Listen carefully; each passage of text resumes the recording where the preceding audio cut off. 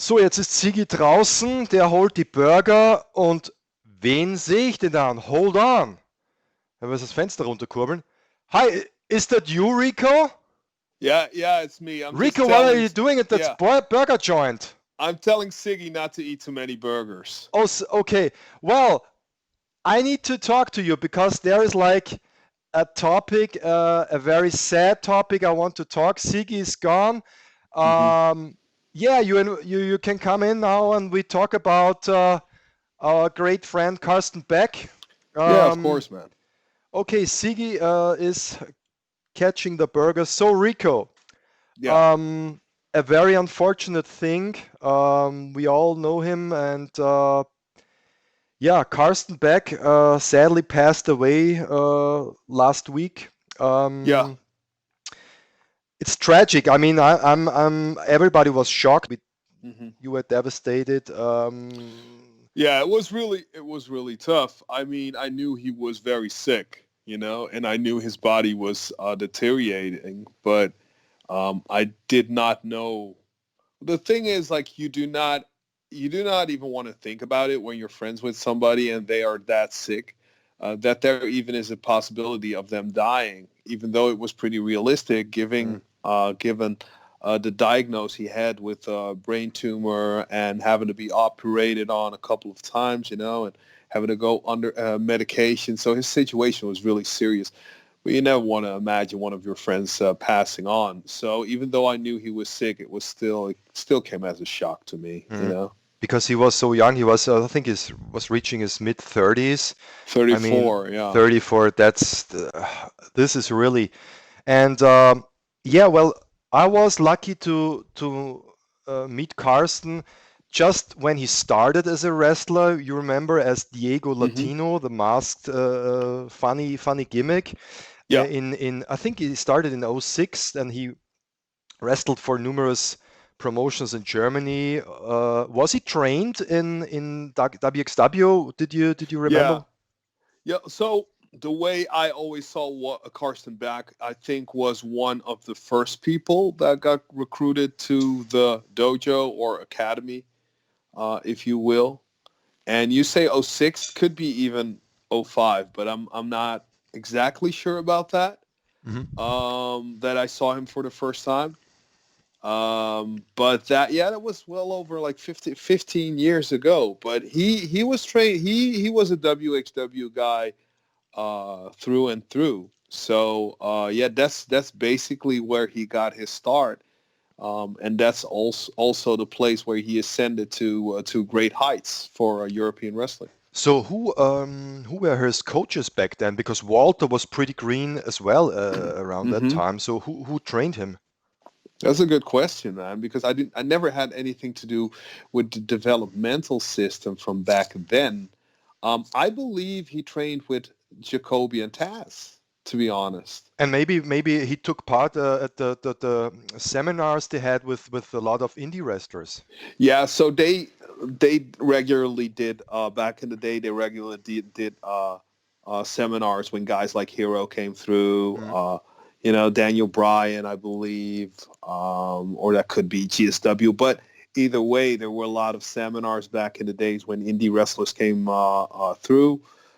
So the thing was with him, I'm pretty sure he went to all of them if they were there, because he always was, like, from the get-go, seemed to be very eager to learn. Mm. So he started as a teen when I remember Yeah. here, like this was '06 he started. I just opened Cage Match. All right. Yeah. So and then that was 14 years ago. So he must Yeah. be in his late teen years. Yeah. And 19. yeah, and wrestled for almost 2 years as Diego Latino. And Before that, he was the Cookie Monster, actually. yeah, Do really? you know that? Yeah, No, I yeah. don't know the So story. yeah. They broke him in, and because he had, like, he was very, like, he was chubby, pudgy. He had a big belly. He didn't Mm, look like a wrestler. yeah. He looked like a kid who'd rob a candy store. You know what I mean? Mm, He looked like one of those funny, like, more funny fat kids out of a sitcom or something. yeah. So they gave him a funny gimmick, a Cookie Monster, and he just I think he like devoured everything. That was kind of his thing. I remember like them having like because this is when it struck me that he had an awesome sense of humor when they had a vignette. They even had vignettes back in the days. I don't know anything about the quality, but they had a vignette where he was in a toilet, reached his hand into a bag in a urinal, grabbed I think Fanta or Coca-Cola cup from McDonald's and started drinking that. That Oh, was really? just disgusting. Like he, Yeah. so they started him out with a funny gimmick, and later on he did the Diego Latino thing, which I believe was also a lot of comedy. I know he did a lot of stuff with Andrew Patterson, you might remember, Of course. Yeah. as a tag team back in the days, and he did some stuff with the Assassin gimmick, which all was pretty much comedy based. Yeah. Mhm.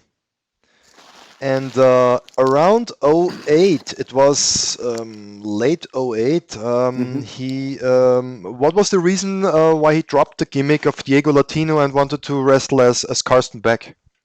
What brought him to that?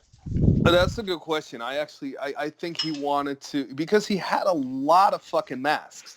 I remember like being at his home and seeing like the bathroom, and he had his bathtub filled with like masks and gear that all looked like similar, all like yellow and green. Really? Yeah, man. I'm not 100% sure, but I think I wrestled his first match as Karsten Beck, either his first or his second match as Karsten Beck in Mhm. 2008. And I stayed at his place as well, and he broke away from the whole Diego Latino thing. I think he only used that for assassin type stuff. But he became more of he. The thing is, he was very keen, I think, on developing his character. Um, he was also very keen. Like he lost a lot of weight Mhm. during that time, and I think it was for him because I don't never had obesity problems as a kid, so I don't really know what's like. But I think for him it was like a constant struggle um, with being overweight, and he really took that serious because he lost a lot of weight. I think even during the Diego Latino time, and he changed more into a wrestler because before he didn't really look like a wrestler, but he worked so hard on himself that I think he thought it was next time for the next step, and he became the character Karsten Beck. Mhm. So he started as Carson, but was he already into that, like that vintage, that throwback of the old catchers gimmick, or was he just? It wasn't really. The thing is, it wasn't really clear what he was back then. I think the turnaround was when he got booked for the Fat Hornet commercial, or he got cast as the Fat Hornet in a commercial, and I don't. You have to look it up on YouTube. So he started in a commercial, Mhm. and then he changed his character around and became more of a arrogant, now I'm a movie star type Karsten Beck. Mhm. And I think that is where the change in his character started, where you could really see that he was developing into something, what would later be Karsten Beck. Mhm. König der Catcher. König the Catcher. So when did that Not came not that around? that time. That was like the final stage, König der Catcher. Yeah, yeah, because I think he wrestled a lot of international stars Yeah. and different, like really different styles. For example, he had a match against Nick Gage, Zack Sabre Jr. Yeah, there's he even had a match against Sigmaster Rappo here. Yeah. Adam Polak, Yeah. a lot of international talent. They put the WXW put against Carsten Beck, and obviously Yeah. had trust in him. Yeah, and he Um, developed into a really good worker. The thing is, like, if you're not athletically gifted, you are forced to work with what you've got. And I think he was not in denial about that. He was smart enough to see that. And I think that's one of the reasons why he really focused on work and why he became an entertainment. And I think that is why he became who he became Because like a Karsten Beck match, you're not going to see crazy stuff, right? You're not going to see crazy moonsaults or swantons through tables, all that crazy stuff. Like 9 times out of 10 out of those matches, he will be more of a classical wrestler. However, the stuff he did resonated with people, but also stuck with people. Him coming out and doing Barbie Girl because he was forced to, kayfabe, I think that sticks. I think that still sticks out in a lot of people's minds. Whereas a guy back then who did 10 moonsaults or something in one match, I'm just saying some shit. No, but that never stuck. And I think that's also a good lesson for like today's talent, that it's the small things that people remember. And I think he really focused on that. Just, because he was forced to into that situation because he didn't have an athletic background. And I think he really adapted well to the wrestling ring. And of course, I think he really used his experiences fighting or wrestling a multitude of international talent. I really think he used that to become better. Yeah. And it showed, Was he like you mentioned he became the König, the catcher. Yeah. Was that after he won the championship, or was that That was later on. I that think was later? I was just thinking right now. I think another big change for Karsten was when he joined the Mind. Do you remember the Mind? Nope. So the Mind was a faction of the stars who are now stars, like the guys who were about to break out. So it had Adam Polak, who was the leader and the manager. Adam is always the maker of stars Yeah. for some reason. And it had Walter, Tommy, and so Alistair Black. I think Dante was there as well, and Karsten Beck. Okay. And I think that also changed Karsten into getting more. I think he gained in confidence and became more of a. I wouldn't just say main eventer just yet, that he would be, but like a really solid and steady hand on the card. I just saw here on the history books, he won the title from Big Daddy Walter back then. So Yeah, Walter, yeah, and with that was an Vince over. Russo, right? With Vince Russo. Yeah, it was. Yeah. We're pretty late. 15 January. That must be obviously some marquee event here. Yeah. Yeah. Beat Big Daddy Walter, and then I think what I remember, within like the 7 or 8 months, he dropped it to John Klinger Bad Bones, and this could be the time when he first like had the issues with his tumor, No, probably. I think he dropped it to Yearn because that was Okay. a big deal. Okay, That was then this was the second title run he had then. I think so. I think maybe the thing is like a lot of those days are like back then. Sometimes it's just a blur who had the title at the moment. I just remember when he was the König der Catcher, he probably had won it back from John Klinger. And then he ran a storyline which turned out to be the best storyline that we ever did in Europe. That was when I loved it Yearn so Simmons much. was also claiming to be the König, the catcher, right? But that was amazing because the thing is the way they build it up, and then you could see like how important it was to have a platform like Shotgun every week back then, because on a weekly basis. They had vignettes, and Adam was the producer of a lot of those vignettes, where they build up the story about him being the König der Catcher. He was the guy handpicked by Vince Russo. Vince Russo helped him get that title. He had his own court, so he had Kevin Roadster, Marius from Beethoven. Yeah. He had Melanie Gray around him. And then he had Yearn Simmons, and Yearn Simmons was his best friend in that storyline. and they continued on with a lot of side, like little side stories with Kevin, and Marius. They put Marius with Jazzy, alpha female. All sorts of cool stuff happened back then, right? Yeah. And it all led to Carrot, where Karsten had a four-way. He was supposed to defend his title, and Yearn said, "Get me in that match so I can watch your back." And at the end of the match, he got double-crossed by Yearn, who became the new König der Catcher, and that was just sensational. That just send a shockwave. And like guys like Yearn and Karsten, they have the emphasis on the storytelling in wrestling and not just in the moves and all that stuff, right? But this was some epic storytelling, and I will never forget that stuff. And one of the things I've always noticed about Karsten Beck, before I forget, right? I think like everybody knows me, knows that my wife does not like wrestling whatsoever, right? Yeah. She's happy that I like it, but she's not into wrestling.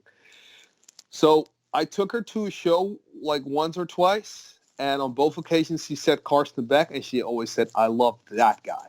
Mhm. That guy. I said, "Why?" Because he makes me laugh, because he is so entertaining. And then when we watched Shotgun, she always said, she, like, even at a certain point, she could like quote Karsten Beck by saying 1, 2, 3, just like that.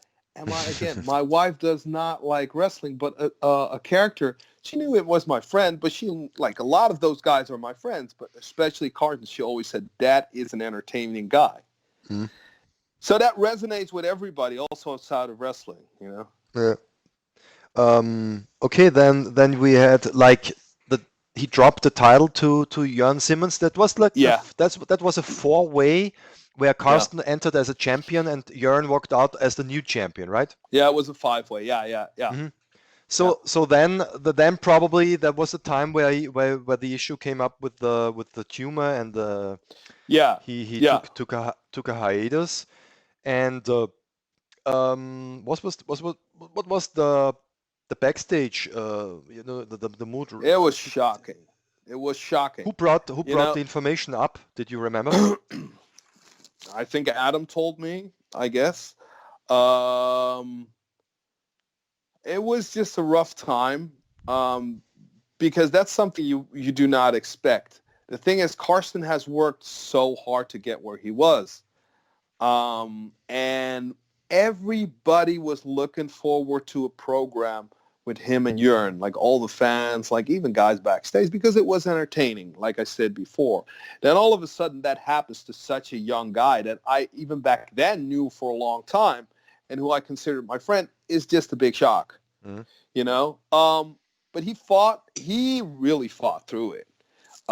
Because like after his operations, after he got, I think, operated times. Maybe there was the third in there later on, but I do not know that. But two times that I know of.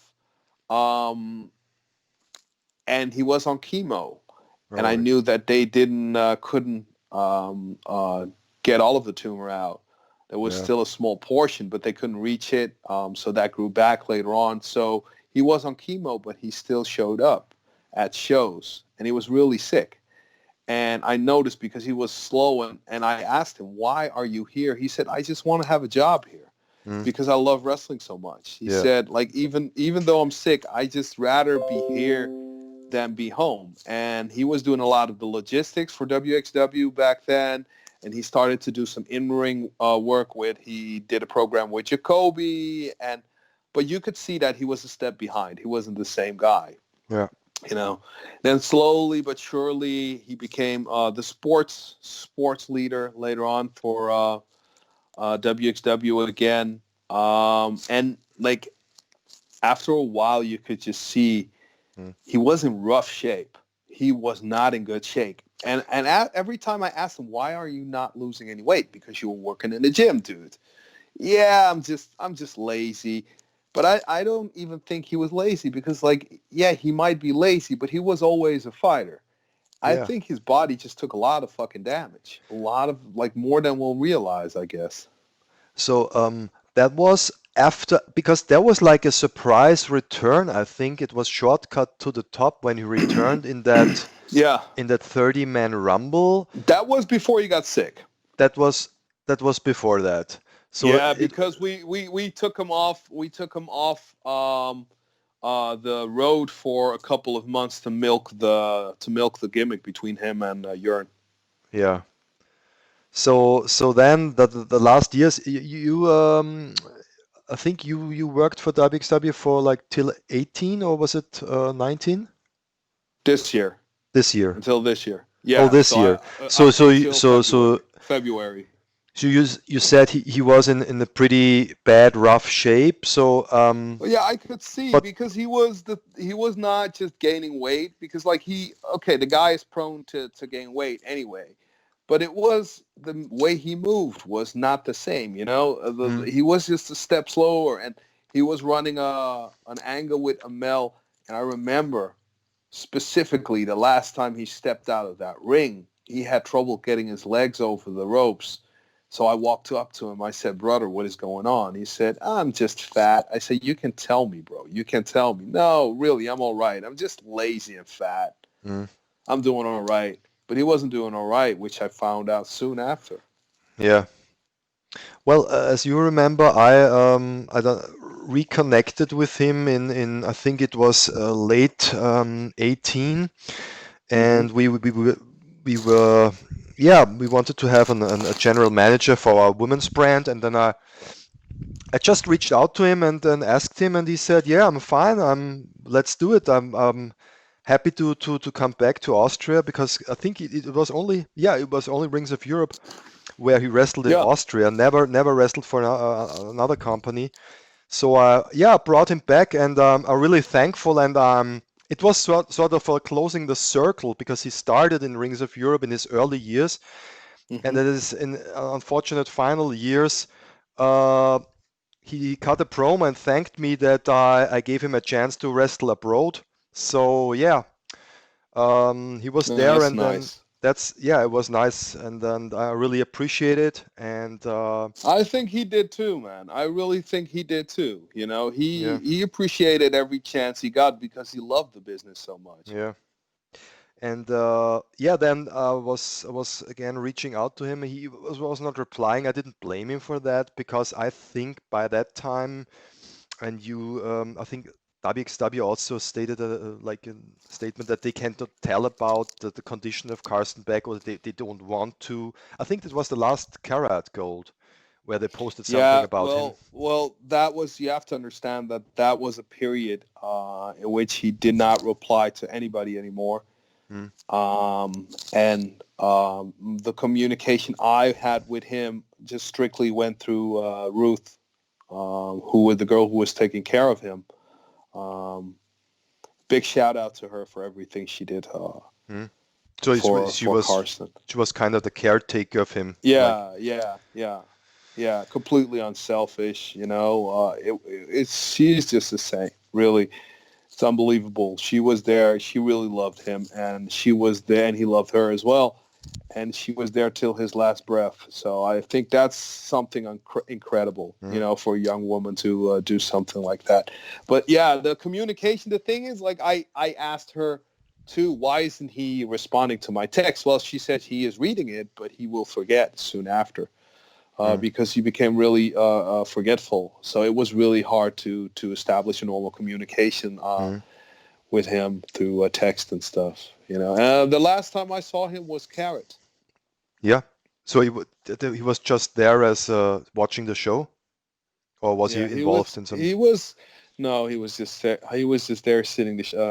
I don't actually. I haven't seen the entire weekend. I was there for part of it, so I don't know if he went into the ring or anything. But he Mm, was just there. But he couldn't have worked anymore. yeah. He couldn't have worked then. In the state he was in, he couldn't have worked. But still, he still looked happy, and I was happy to see him, and I saw that he was happy to see me, and we were just sitting next to each other, like not saying much, but I really felt that he was happy to see me, and that was last time I saw him. Yeah. Seeing what WXW does now, they do the Catch Grand Prix. He would have Yeah. loved being part of that program because he would fit perfectly in the Catch Grand Prix, in the old style and modern mixed Yeah. tradition. Yeah. Yeah. I don't know the exact concept that they're doing, but yeah, definitely, he Yeah. would have loved that. Mm. Yeah, that's I think we can wrap it up here, Rico.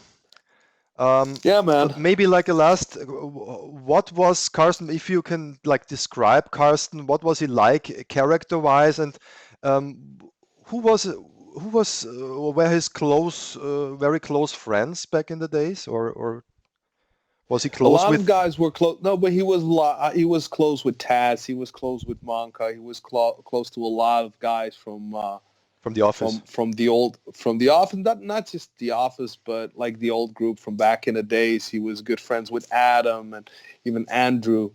You know. And to summarize Karsten is that, and I said this in the memorial I taped for him for WXW.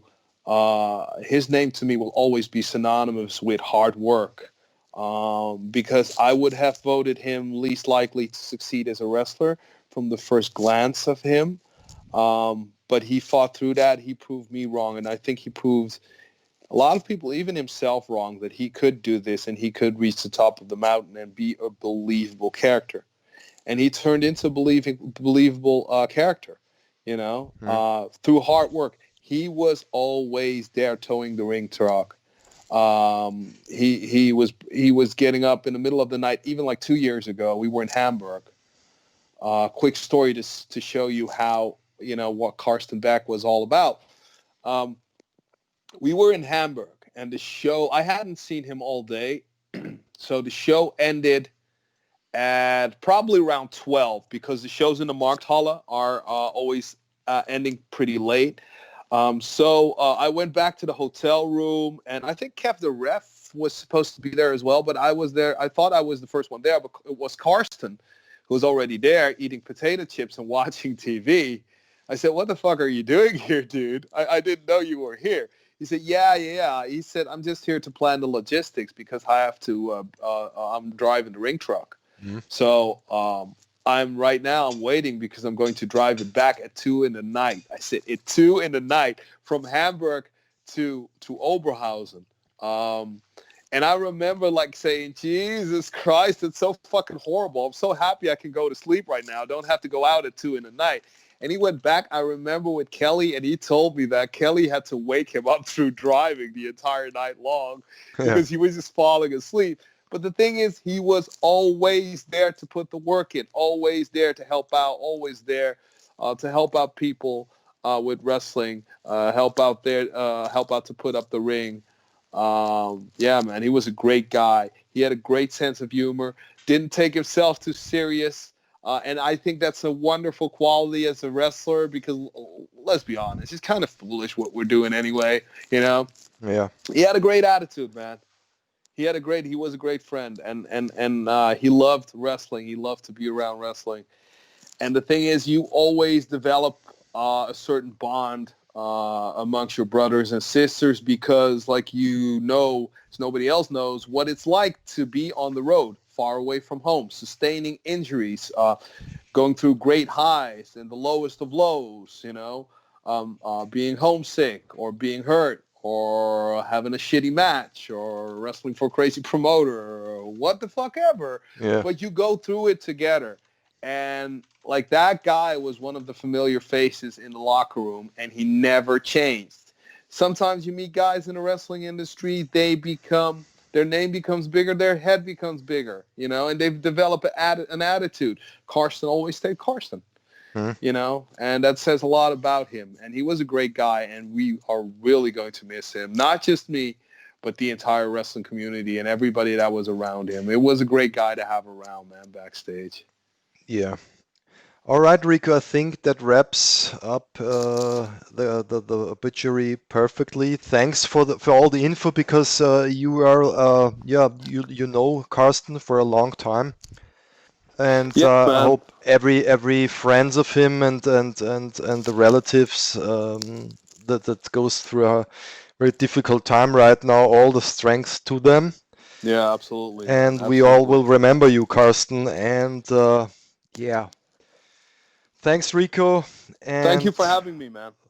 all right. Okay, Sigi, du bist zurück. Danke für die Burger. Ja, War das gerade Rico Rico ist Bushido? gerade ausgestiegen. Ja, ja, wir hatten kurz einen Talk, ja, über den König der Catcher. Und ja, du hast ja die Burger holen müssen. Ja, hast du das versäumt? Wir haben wirklich über ja, 30 Minuten Ha- über Ihr den habt König. über René Lassates geredet? Sigi, bitte. Nee, wir haben nicht über René Lassates gesprochen. Du wolltest ja unbedingt die Burger holen, jetzt hast du aber auch was versäumt.